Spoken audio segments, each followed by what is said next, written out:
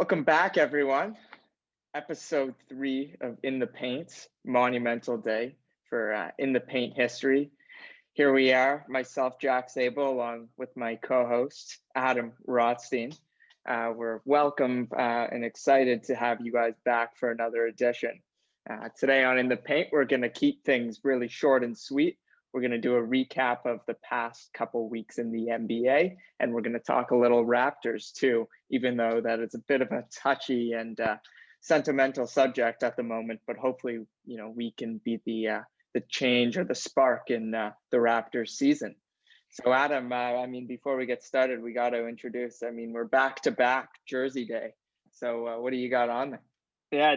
Jersey Day Part 2. I knew we were talking Raps, so I went little Raptors times OVO practice jersey, and love to see Jack supporting. What are you wearing there, Jack? Well, once again, I'm surprising everyone with my. You see the Cavs. We think LeBron. Like Adam, we're going with Team Canada today. Number 1 pick, former number 1 pick in the NBA draft, number 12, Anthony Bennett.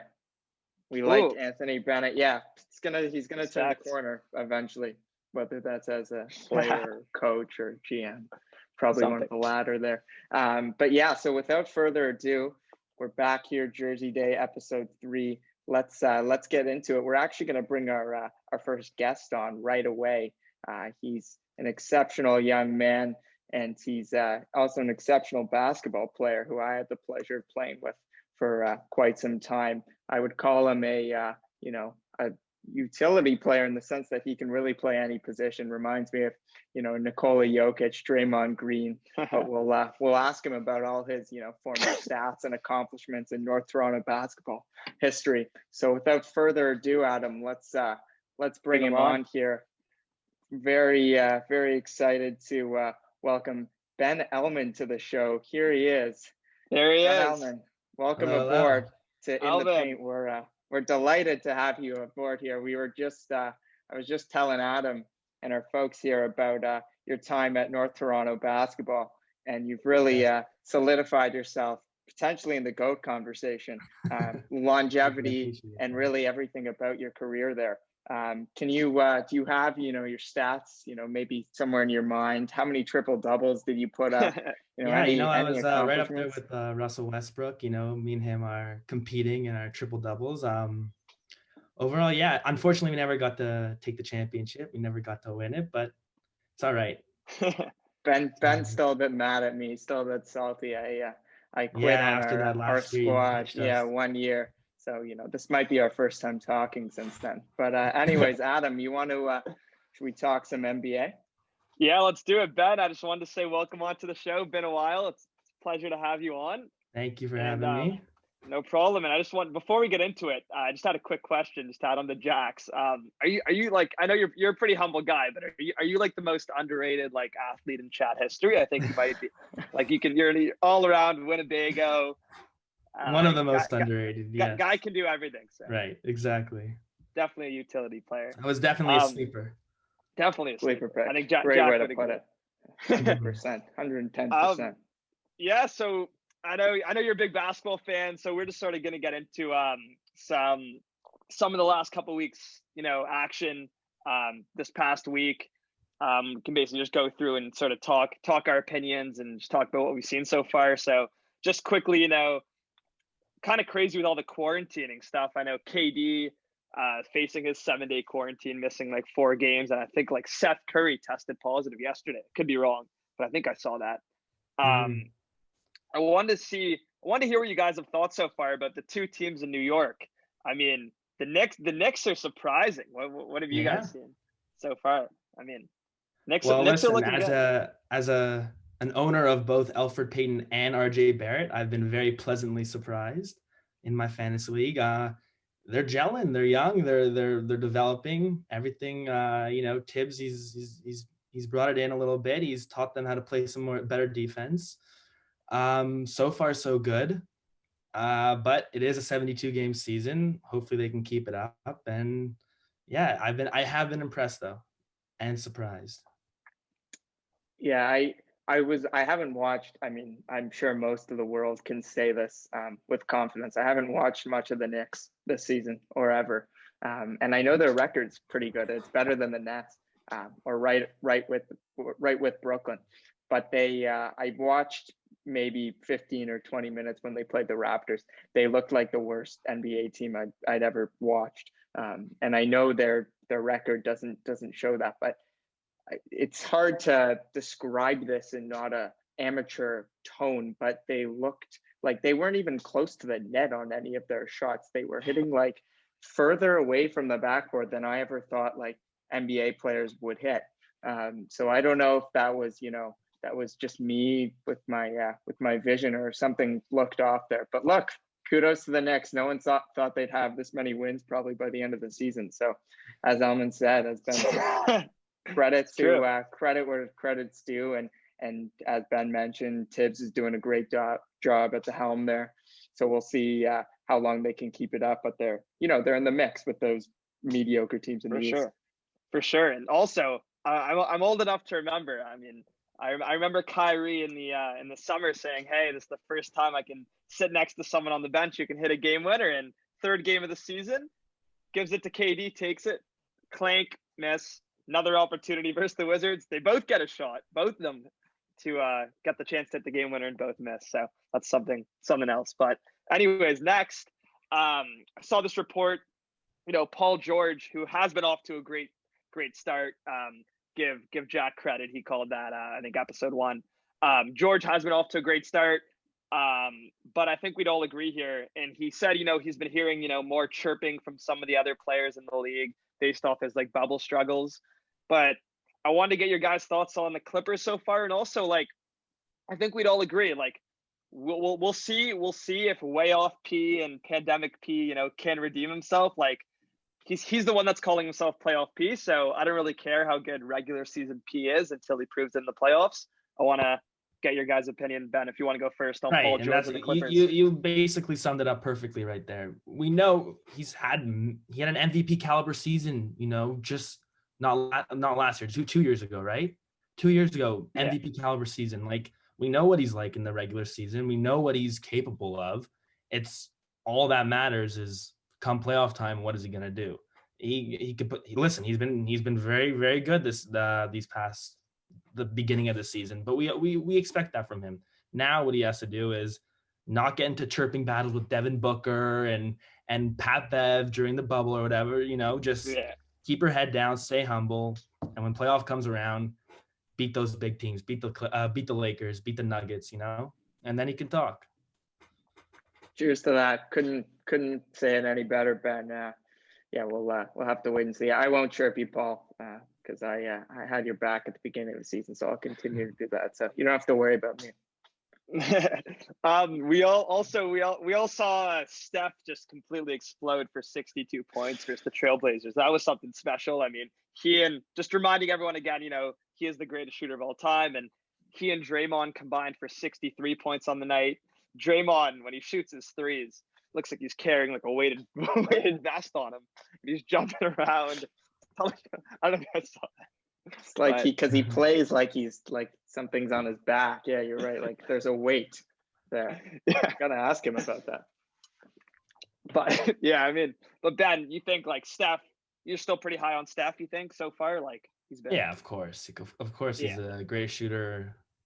He's definitely the greatest shooter in the league right now. Everyone's gonna still argue of all time, but we'll save that for another conversation. But yeah, he's incredible. Unfortunately, I didn't really watch much of the game. It was during football, so I didn't watch a lot of it. Yeah. But yeah, I'm always impressed to see Steph Curry. He's the thing about Steph that's so great is he's very relatable.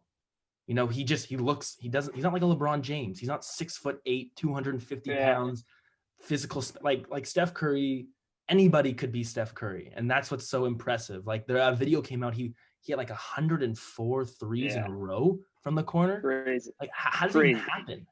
How does that even happen? Like it's unfathomable. It's Elman, you were probably pretty close to that in your North Toronto days. Yeah, I was probably off by some streak like that. Just a couple. He broke my record. But yeah, he's very, very fun to watch. And I hope, unfortunately, he doesn't have his partner in crime, Klay Thompson, but I still think they can get it together, they have a chance. And with Steph Curry, no lead is too large to come back from for Steph. A couple shots and you're right back in it, So yeah, For I sure. was very impressed. Yeah, look, sure.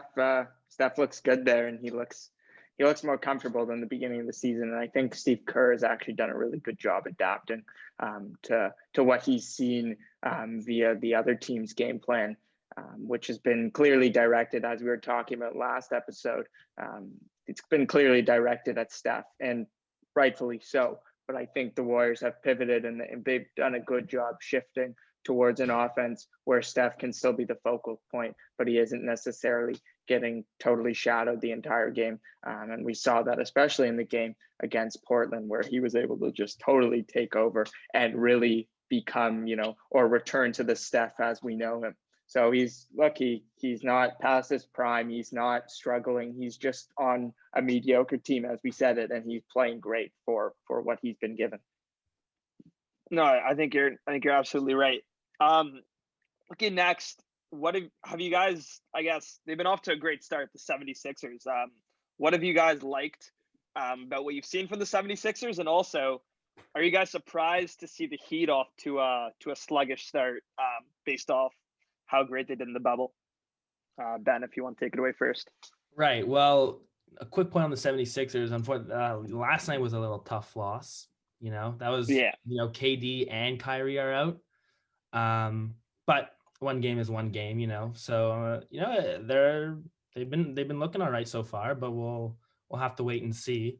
In terms of the Heat, and you mentioning that they've gone off to a struggling start, I've actually been very interested in this. And yesterday I was reading an article someone posted, and it said the top 8 teams from last year, all teams that made past the first round. So the Raptors, Bucks, Celtics, Heat, Clippers, Lakers, Nuggets, Rockets, all the top 8 teams from the bubble last year. Right now, their combined record is 32-31. They are a surprise 51% so far this year. And last year at this time, those top 8 teams were at like 68%. They have struggled immensely since what they were last. These are the top 8 teams, and they're at 50% right now. That's crazy. And on the other side, the bottom 8 teams who weren't in the bubble at all, who didn't even get invited to the bubble, they have a combined record of 28-38 at almost 43%. So not as high.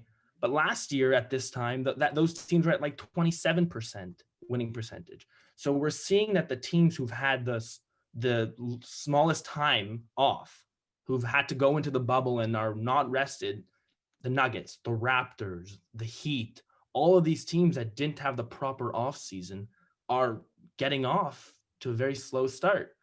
And when you look at the other side, the Knicks, the Cavs are above 500 right now. Yeah, like, that's crazy. That's unfortunate. These teams that have had 9 months off. Yeah, they're coming out looking fresh, looking good, while the other teams, besides the Lakers and Clippers, they're looking good, but there's a little bit of a fatigueness going on in the Heat's case. So it's interesting to keep an eye on if this trend continues, if the way that this offseason has developed is holding back a Miami Heat, a Toronto Raptors. The Bucks have looked a little shaky, the Nuggets. So it's an interesting thing to look at, and we'll just have to wait and see if they can recover and kind of get back their footing, Yeah. I mean, those margins that's ridiculous. You never see that in the NBA other than this year, and it proves that despite the cliche, this is the most uncertain and unprecedented year. The NBA compared to the 3 other professional sports leagues, or the big 4, the NHL, MLB, and NFL, the NBA is by far the most predictable. Generally, you can predict who's going to be at the top, who's going to be at the bottom. So this is the year. I would say it again. This is the year to pick the underdog. If you are, a gambler or bettor, or just looking to put some money on anything, this is the year to take the underdog in one particular game and season long, with individual players and teams. 100%. No, I completely agree. It's been such a, just, I guess, to the start of the season, just pretty bizarre, honestly. Pretty bizarre.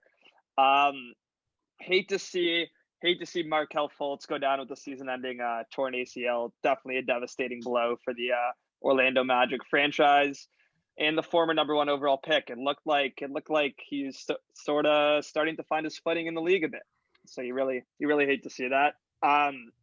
Next, what have you guys liked about the liked or disliked, or just thoughts on like the Celtics so far? It looks like Tatum and Brown are looking like a top-notch duo in the NBA. What have you guys seen? Ben, if you want to take this away. They've another year under their belt. They're young players. They're developing. I love Jason Tatum. I've always been a huge Jason Tatum fan. I don't know why I didn't take him in fantasy when I had the chance. I'm still kicking myself for that, but I took Devin Booker instead. But I've loved Jason Tatum. I like Jaylen Brown too. It sucks for the Raptors moving forward because we're gonna be playing them so often. But I think they keep this up. They're definitely a great team. They haven't been affected by the shortened off season so much. They're young guys, lots of energy. So yeah, I've been impressed with them. Yeah, they look really good, and Tatum and Brown really fit, I find, the needs of the NBA right now in terms of the skill set, and to have two elite wing players like Jason Tatum and Jaylen Brown, who are not undersized whatsoever for their position. If anything, they are oversized, and they really fit the needs of their team. We'll see with Kemba. I can't see Kemba necessarily making a huge impact upon his return. I think that'll be a transition. But I think just having Tatum and Brown there, Brown looks great. Like, Brown's the X factor there. He's evolved his game, and he's suddenly an all-star caliber player and a superstar in this league. So they keep that up there in the mix. They fly under the radar, as Ben said, less drama with them, which is really nice. So yeah, look great. Hopefully they'll just they'll stay smooth sailing for the time being. For sure. And I wanted to give a round of applause to Kawhi Leonard. He played in his first back-to-backs since 2017. So good for him. Deserves a horn. But definitely deserves a horn for Kawhi. But I do think it's actually, I think there's a deeper meaning here. I actually think Kawhi might be having an attitude shift, which is definitely good for the Clippers. And, if it secures them, not losing in 5 to the Lakers in the conference final, but losing in 6, I think that's definitely a good thing. For the last topic here, Ben and Jack, what have you guys, any predictions, any thoughts on the whole Harden situation, where he could be going? I think him going to the Warriors could be maybe an interesting destination. I don't know. What do you think? Any predictions or thoughts? I couldn't even begin to. I have no idea. It's just so crazy. At first, it looked like he might be going to the Nets. He might be forcing his way there. Then he kind of retracted. It looked like it wasn't happening. Now he's playing, and he's playing incredibly, which we all thought. Although the Rockets aren't doing too great, but yeah, Harden's one of those players where it's just he's so. Stats wise, that's another category, but he's not a number one that can win a championship. He's just not good enough. He needs to have someone else up there with him. There's only a handful of players who can take a team to a championship and win as a number one. Unfortunately, I don't think he's one of them. Great in the regular season, amazing shooter, incredible, but he's just not all that. And I think he understands it, although his ego gets in the way a little bit. I think he understands it. That's why he's trying to get to a team with somebody who can help him in as a number one. I just don't know who it could be. It could be the Warriors. Curry and Harden, I think Curry is the one player who can play with a star player because he doesn't have that crazy ego. He can put it aside and say, KD, take over these next 3 years. You're the number one. I'm the number 2. We'll complement each other and win some championships. Can Curry do that with Harden? I don't think Harden's nearly as good as Kevin Durant. I don't know how that would work. But it's one of those things we'll just have to wait and see, I pray he doesn't get traded to the Raptors. Hey, if he gets traded to the Raptors, I'll become a Cavs fan. I can't picture him on the Raptors. I know there have been a couple rumors about that, but rumors are part of the game, and And of course, there's going to be talk about it. I mentioned this, and we've chatted about this. I can't see Masai trading for him. Masai is too smart of a general manager and a human being to want a guy like Harden to totally just dissolve the culture that he has constructed in the past couple of years. That has been Masai's goal. That was Dwayne Casey's goal. Dwayne Casey totally changed this franchise, and that's what Nick Nurse has continued. If the Raptors were to trade for Masai, there'd have to be a really good deal in place, and a real reason for Masai to do it. Because if there isn't, I just see it as a disruption to the culture and ultimately to a disruption of the rebuild, which I think is probably inevitable at this point, or some sense of a rebuild. So James, I hope James Harden stays on the Rockets, just because I hope. Obviously I don't hope he's miserable, but I just think he needs to learn something there. And I don't think they're a playoff team necessarily by any means. I just I don't want to see him come to the Raptors. I would agree. Ben, any last comments on the NBA? Well, I just want to respond. I hear what you're saying about not wanting to come to the Raptors. I agree. The culture is completely different. The only thing I mean, the Raptors need to change. Either we're saying rebuild, either we're saying completely. I mean, is it crazy to roll the dice? Whoever the package we'd have to give up for Harden. I know Harden has his problems, but it's that or rebuild. And like, do we want to now go 3-4 years of bottom of the Eastern Conference and draft picks accumulating? I mean, our team is just, I don't know. Masai is someone who loves taking risks. We saw that with the Kawhi Leonard trade. We gave up somebody the first time. DeMar DeRozan was one of the first Raptors ever who was proud to actually like live in Toronto and play for the team and re-sign a massive deal. I thought his career was going to be in Toronto. I don't love the idea of getting Harden. I'm just saying if he did, it's interesting. We have some pieces to give up. We got to do something. It's either completely throw the because our team right now isn't going anywhere. That's for sure. So it's either rebuild, start from scratch, or roll the dice. I don't think James Harden would make it past Terminal 1 of Lester B. Pearson Airport before requesting a trade to Brooklyn or Boston or Philadelphia. I think he'd want a direct flight. He would not get out of the airport. No way he'd be out of Mississauga. But anyways, Ben, we appreciate you hopping on today. That was very kind of you, offering your insight amidst all your triple-double performances at North Toronto. I'm sure you've got somewhere now to go. But as Adam put it, the most underrated athlete to ever walk through the Chat Tiger to walk through the Chat Tiger den, and we appreciate you taking the time today.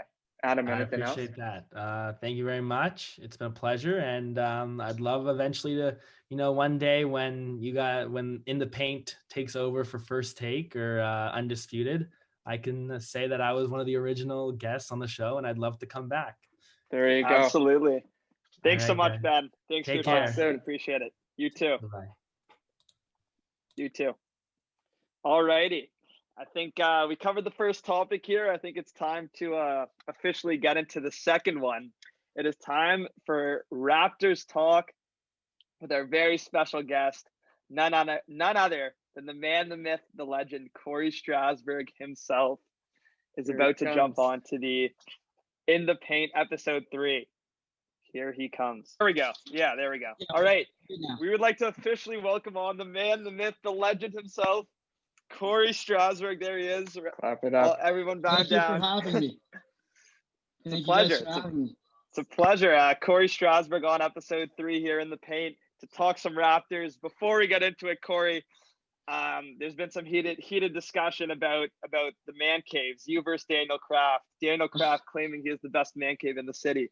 How does yours compare? I know some people have called his like a den type of. Well, first of all, mine's actually in a basement, so it's automatically just a little bit better than his. His is more of like a man attic, a man room type thing. So I think I got the edge on that.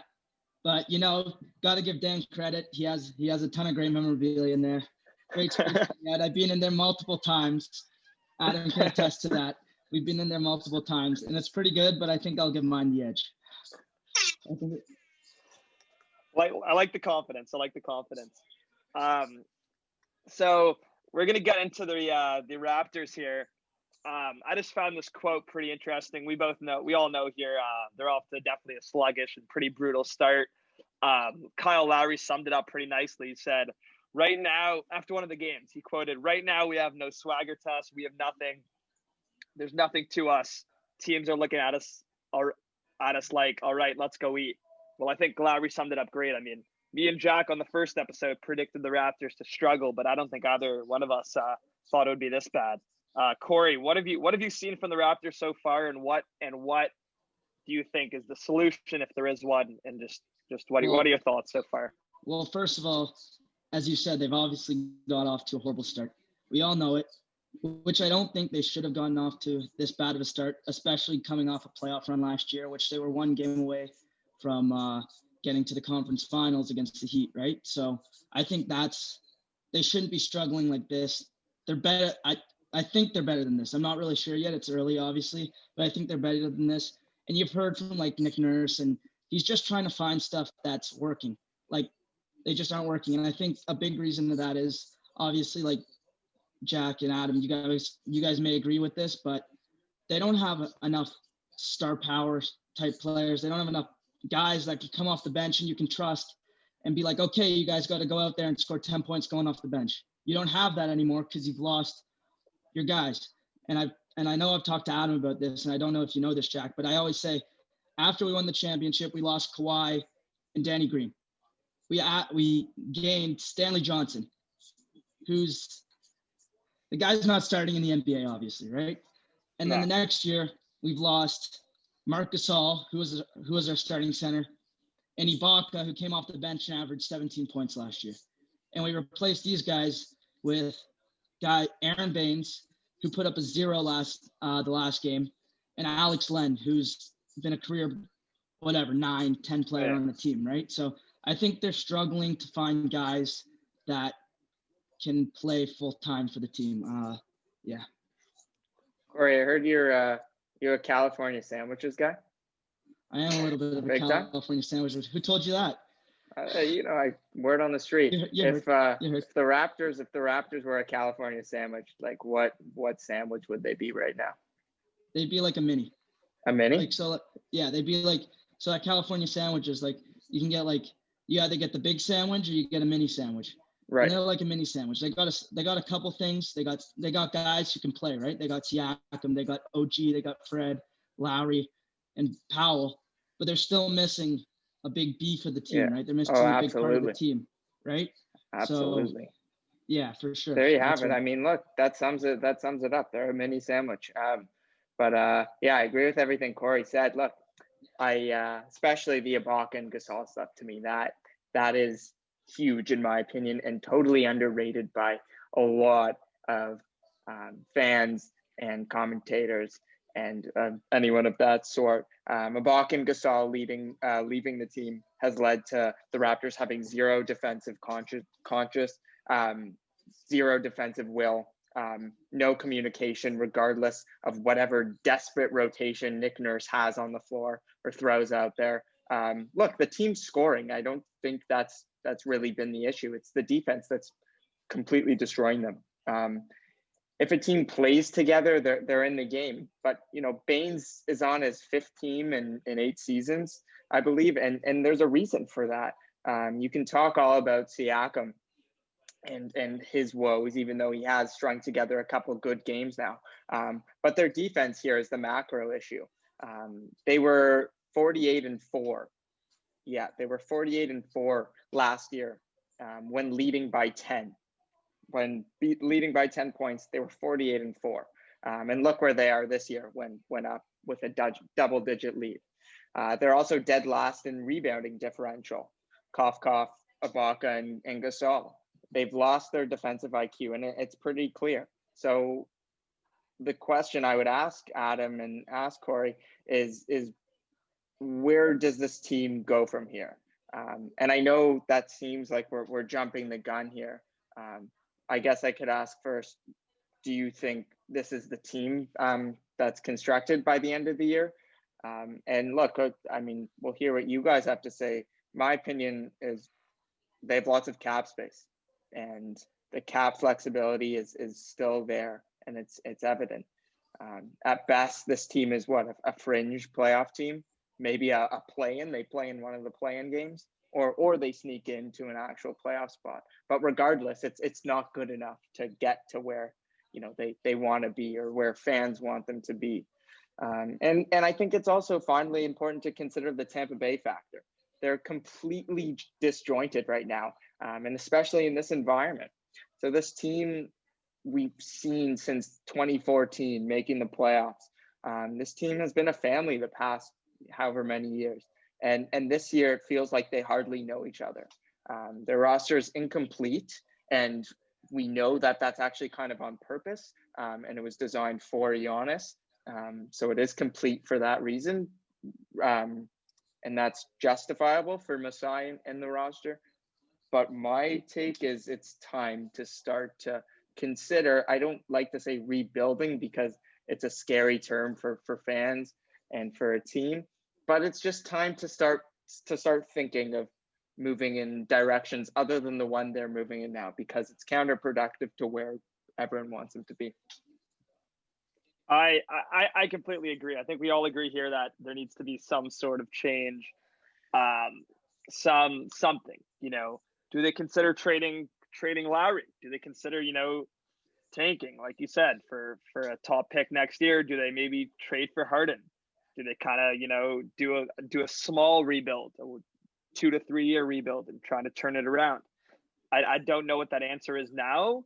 All I know is that they've paid Siakam, they've paid all these guys, Van Vliet, OG, they've paid all these guys, so they're invested in these guys.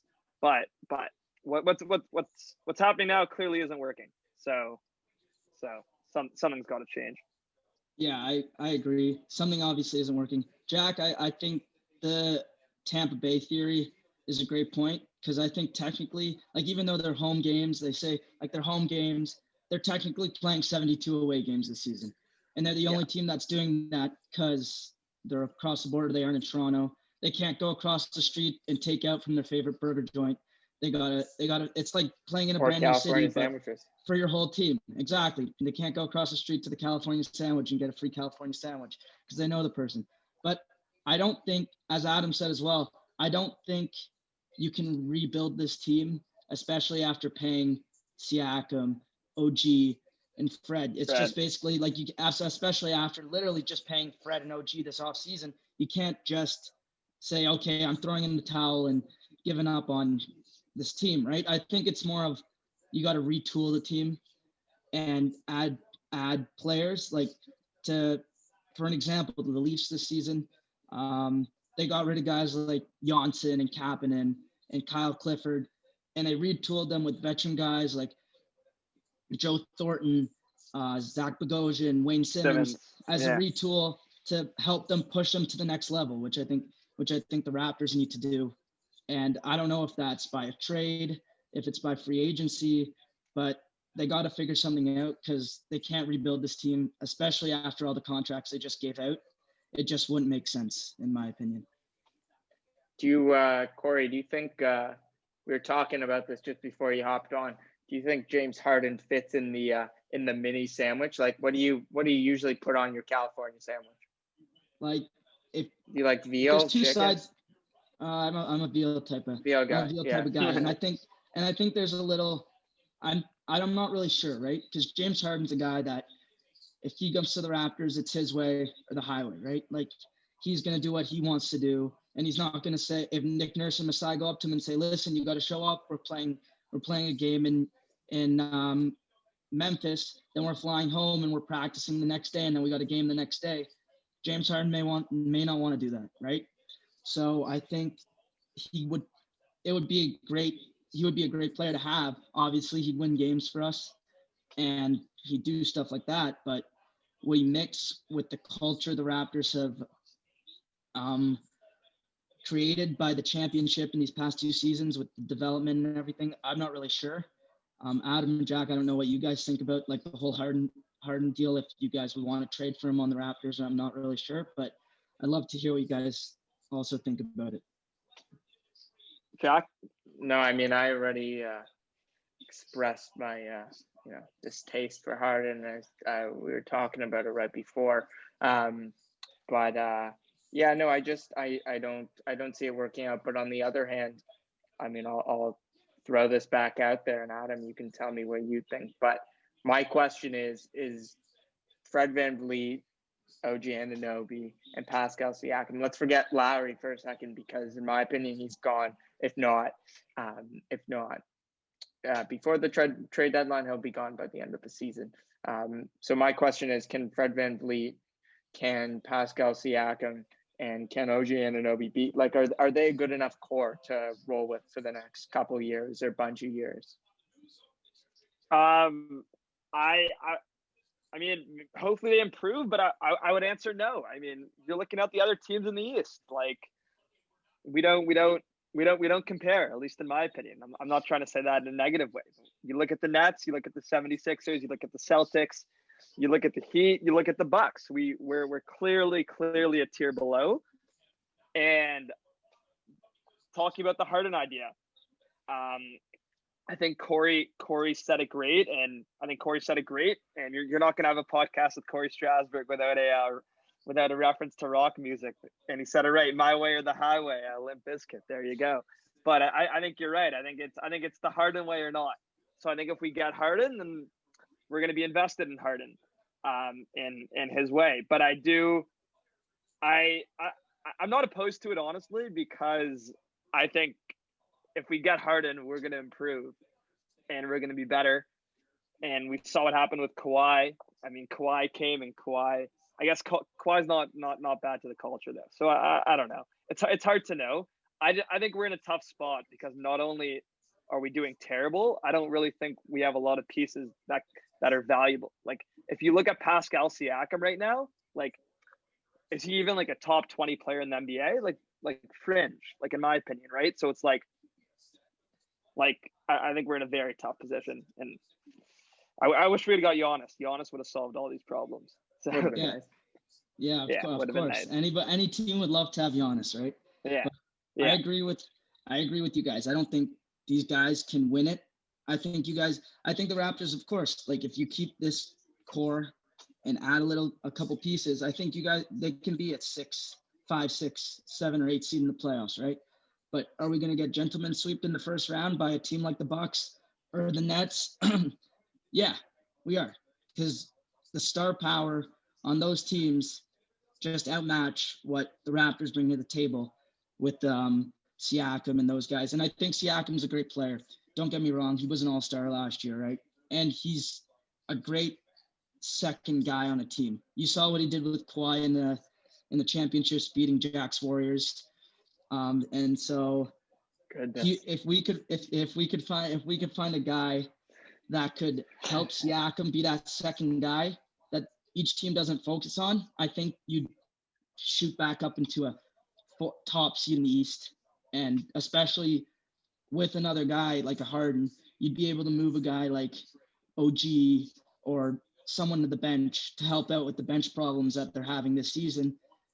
And so, yeah, that's what it would be tough, because obviously I've said it before that the Raptors need help, but the help with Harden may not be the help they need with the culture and the winning. But, like, he's going to win games, obviously, right? So, for sure, you gotta, like, as a team, you got to even it out and think, should we change the culture of the team and continue being a low seed in the playoffs and losing in the first round, or do we change the culture and bring in a guy like Harden who's gonna give you a guaranteed 20 points every single night he goes out there, and he's gonna be the guy who's gonna take the last shot?